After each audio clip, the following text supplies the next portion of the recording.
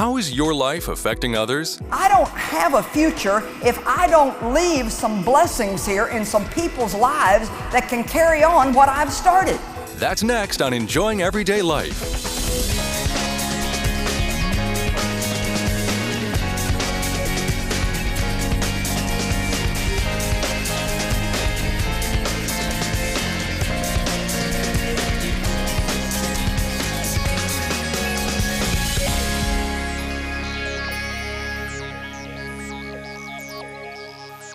Welcome to Enjoying Everyday Life. You know, every single day of your life you make decisions. And it is important how you make those decisions because tomorrow you will deal with the results of the decisions that you made today. Stay with me and discover the importance of making right choices with this message that I taught in St. Louis, Missouri. I want to talk to you now about learning how to think generationally. I want to talk to you about learning how to think beyond the end of your nose. How to not just live for today, but to realize that tomorrow always comes. I want to talk to you about not living for the next big event, for vacation, Christmas, or a new dress, but to realize that there's something so much more important than that, and that is, what kind of a legacy are you going to leave? Because guess what? You're not going to be here forever. Are you leaving a legacy of blessings, or are you leaving a legacy of curses? It's all up to each one of us, you know that? Because the Bible says in Deuteronomy 30, verse 19, I call heaven and earth to witness this day against you, that I have set before you life and death, the blessing and the curse. Therefore choose life, that not just you, but you and your descendants,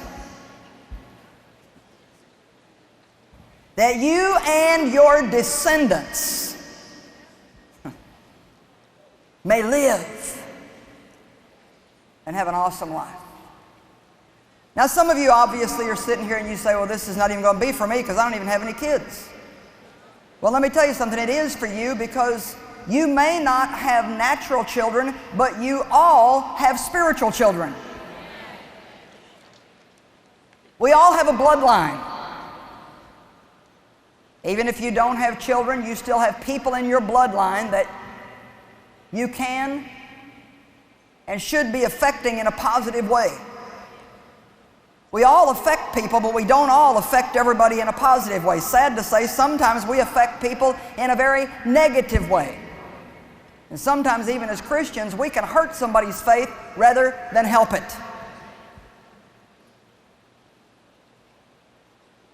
Not only do you have a bloodline in your relatives, but I believe that we all have a spiritual bloodline, and those are the people around us that watch us, that we affect, the people that we work with, the people in our neighborhood, the people that we deal with out in the marketplace.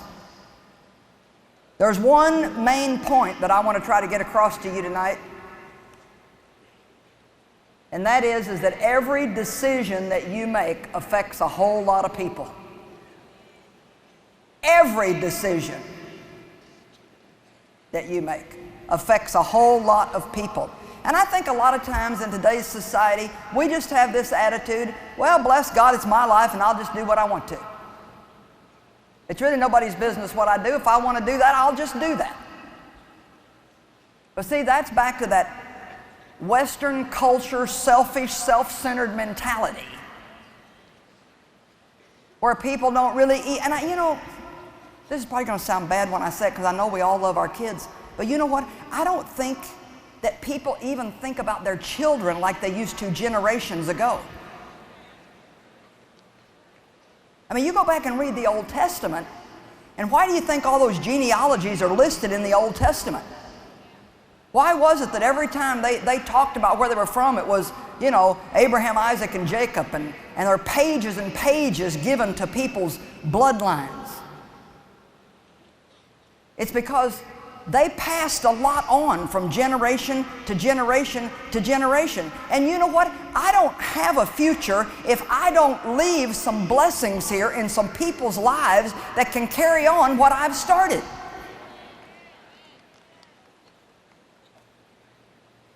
And you know, this may be hard ground to plow up over here in this nation.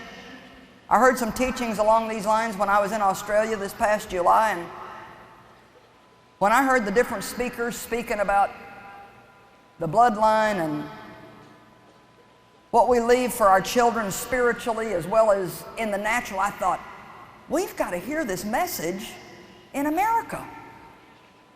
We don't care enough about the youth. We don't care enough about the kids. And it doesn't even have to be our kids and our youth. We just frankly just don't care a whole lot about what's going on with anybody except us. That doesn't sound too nice, but I've done some research. Do you know that almost every church puts the major part of their budget into ministering to the adults, and only the little bit that may be left into ministering to the children and the youth? And I think it's backwards.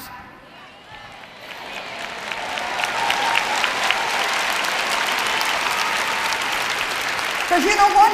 I don't know how much longer I'm going to be here. You don't need to spend a ton of money on me. I mean, if I haven't got it by now, I'm probably not going to get it.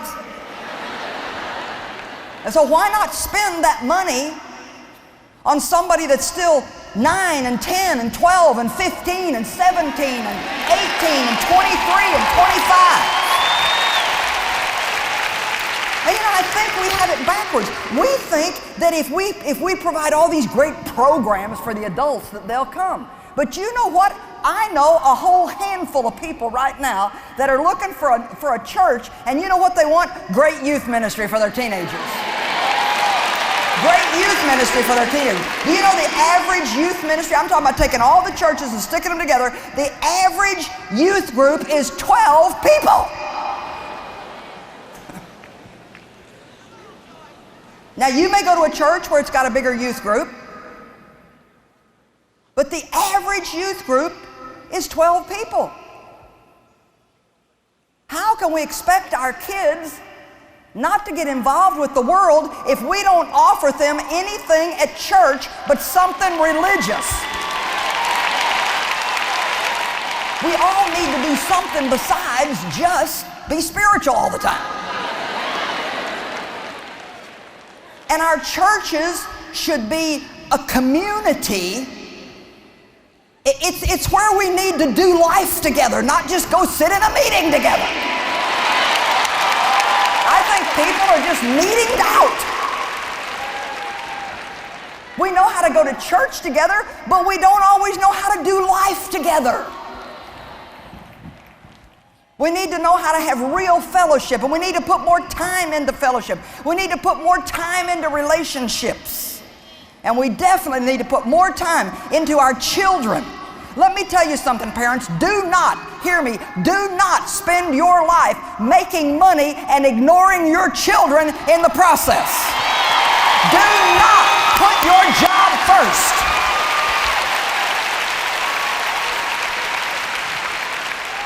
Because someday you're going to wonder why they don't love you and why they don't like you and why they don't come to see you. And if you don't invest in their lives now,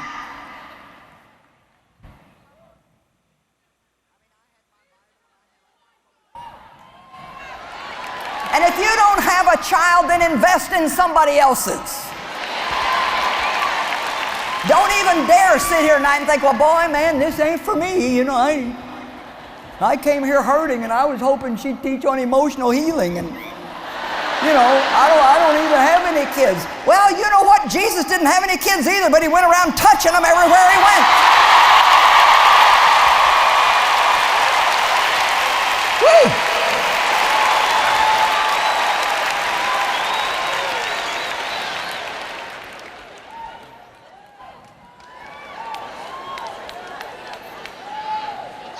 I think if you want to know the truth, we've had a lot of things backwards for a while. And I'm just about up to here with selfish, self-centered people who just live to have a new problem every week so they can have a new deliverance.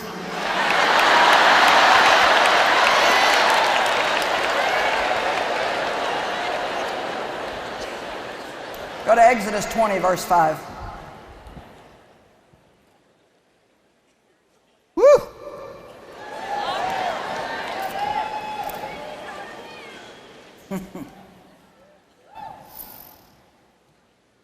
You shall not bow yourself to them or serve them, for I, the Lord your God, am a jealous God, visiting the iniquity of the fathers upon the children to the third and fourth generation of those who hate me, but showing mercy and steadfast love to 1,000 generations of those who love me and who keep my commandments.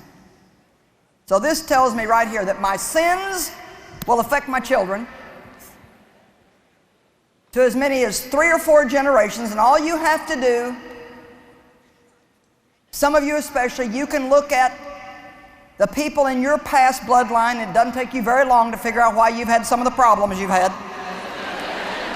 You know full well that, many of us have been hijacked by our parents' bad choices. I inherited a whole bunch of mess.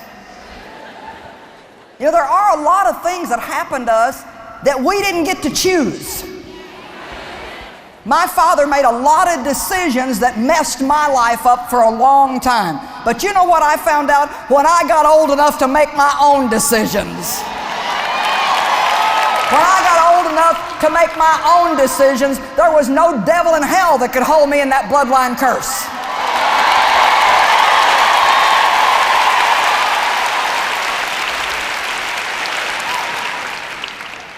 The thing we got to do is check out of the helpless ward.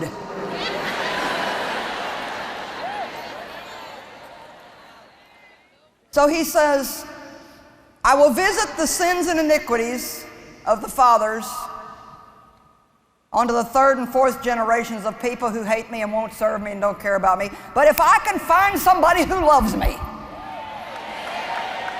if I can find somebody that'll press in and make a right choice, if I can find somebody that even though it's hard to come out of that generational mess that you've been in,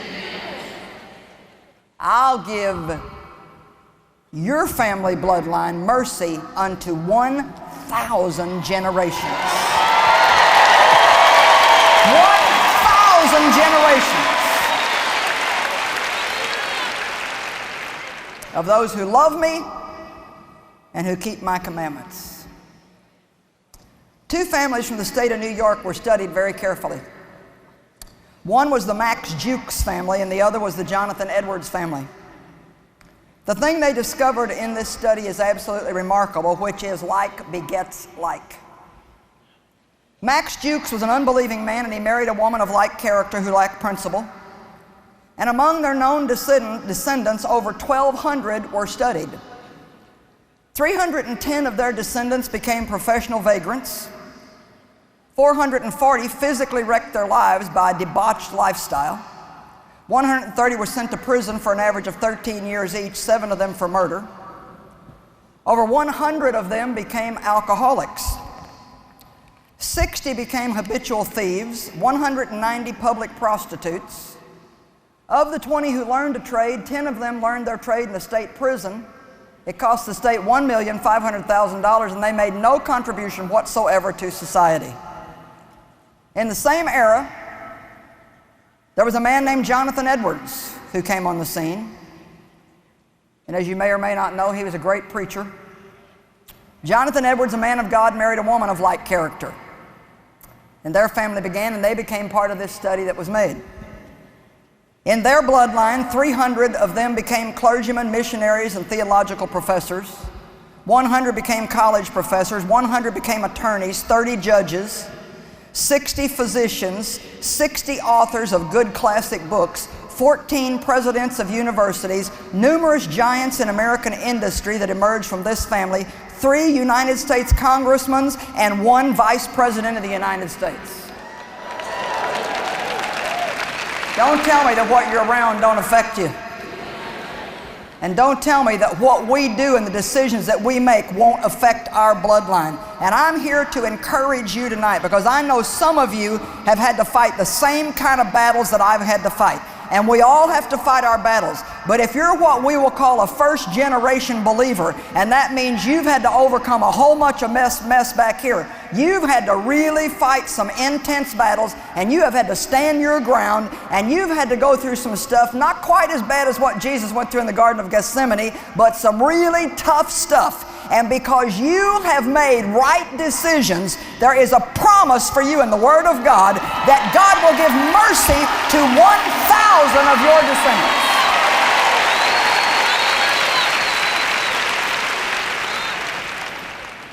You know, I get to wondering about my kids sometimes, and even though they're Christians and they love God, you know, you see your kids not do as much of this as you think they should, or this or that, or different ages as they're coming along. And I went through a period a while back where I was having some particular struggles with a couple of them, and you know, I just thought, you know, where is all this going to end up? Am I just going to work myself to death and then not even have anybody to leave this to? We got this big building sitting out there, and who's going to take them when I'm dead? You know. And right then we were kind of in the process of thinking about, you know, whether we should take this thing to the next level or just kind of coast on until Jesus came to get us. And, you know, whenever you decide to kick it up into the next level, I mean, you don't have any idea what it involves. I mean, I don't even have time to get into it. But in many ways, it's just like starting all over. But we realized if we wanted to be relevant to the generation that we're living in today, and if we wanted to be able to help these teenagers and help these young people, that we could not stay in a 60-year-old mindset, like it or not. We had to kind of reinvent ourselves, not change our message, but change the package it's in.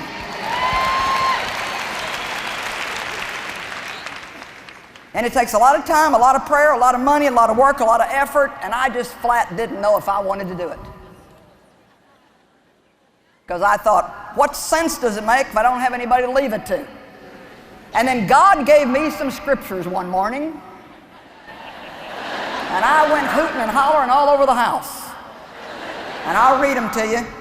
But first I want you to go to Romans chapter 5. One person who will take a stand for what's right, one person that will love God with all their heart, can change nations. One person. One. Sometime you ought to read Romans 5:15 through 19, but I'm just going to start reading in 17. It says, "For if because of one man's trespass death reigned through that one man, much more surely will those who receive God's overflowing grace and the free gift of righteousness reign as kings in life through the one man, Jesus Christ." Now it's very obvious he's saying, okay, if death reigned through one man, Adam's bad choice, he just made a choice. He just made a simple little choice to eat something God told him not to eat. And we know it represented a whole lot more than that, but the bottom line was he made a choice to be disobedient rather than obedient. He made a choice to listen to his emotions rather than God. He made a choice to listen to his wife rather than to do what he knew was right. So often we listen to a friend instead of following the leadership of the Holy Spirit.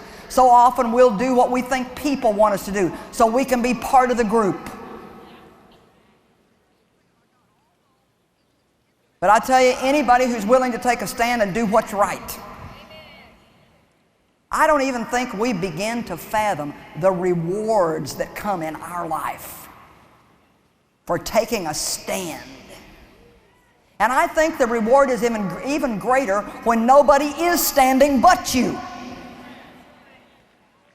I think if you're the only one in your family and you say, I'll take a stand if I'm the only one. If you're the only one of your friends and you say, I'll take a stand if I lose every friend I got and I'm the only one standing, I'll be the one. If you're the only one in your neighborhood, the only one on your job, or sometimes even the only one in your church that wants to act like a real Christian.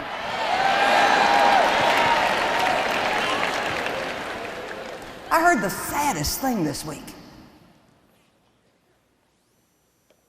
You know, We just plead with our people every year when they come to this convention. Be nice to the people that work in the hotels. Be nice to the people that work in the restaurants. Treat the people with respect. Pick up after yourself. Don't come in and trash the city. Be the kind of people that they're going to want back. Some groups come in here, some Christian groups come into this city, and they don't want them ever to come back because of the way they treat people and the way they act. Some even come in and don't even pay their bills. That is pathetic. Pitifully pathetic. And you know what? There's something wrong with that. There is something wrong with that. And I don't know if we're not confronting people enough and getting in their face enough, or we're talking to them about the wrong things, or but I think some places where you go, all you ever hear about is doctrine, doctrine, doctrine, and maybe somebody needs to tell you to clean up after yourself. Maybe somebody needs to say, be nice. Treat people the way that you would like to be treated. Because the decisions that we make can affect whether or not somebody is going to serve God. I mean, you can go in as a Christian, known as a Christian, from a Christian convention, and you can mistreat somebody, and that person may decide that they don't want to serve the God that you say you serve if that's the way that Christians act. I'm telling you that every decision that we make affects somebody. He said, if through one man's trespass many can fall into sin, but also through one man's act of righteousness, many can not only be constituted righteous, but they can reign as kings in life. See, that's why it's so important to me that people just don't have a ticket to heaven, but they live the life the way they should live the life. I want us to be lights in a dark place, salt and light, so people are going to just look at us and want what we have. Are you beginning to just get a little bit of an inkling that maybe, just maybe, Jesus left us with a job to do, and just maybe it's not all about us? And our own, I believe, oh, please listen to me. I've studied this a long time. I believe with all my heart that the reason why Christians are so unhappy, and there are so many unhappy Christians, you all know that. I mean, there are so many unhappy Christians. And I believe the reason why people are unhappy, because I went through this in my life. The reason why they're not happy is because they're not doing anything for anybody else. They're not living their life in a way that says, look, I got a job to do. I am an ambassador of Jesus Christ. I'm His personal representative. People are going to look at me and say, oh, that's what Jesus is like. And so I need to live with integrity. I need to be an excellent person. I need to try to walk in the fruit of the Spirit. I need to try to be kind to people. And when I'm not, the very least I can do is go back and ask them to forgive me.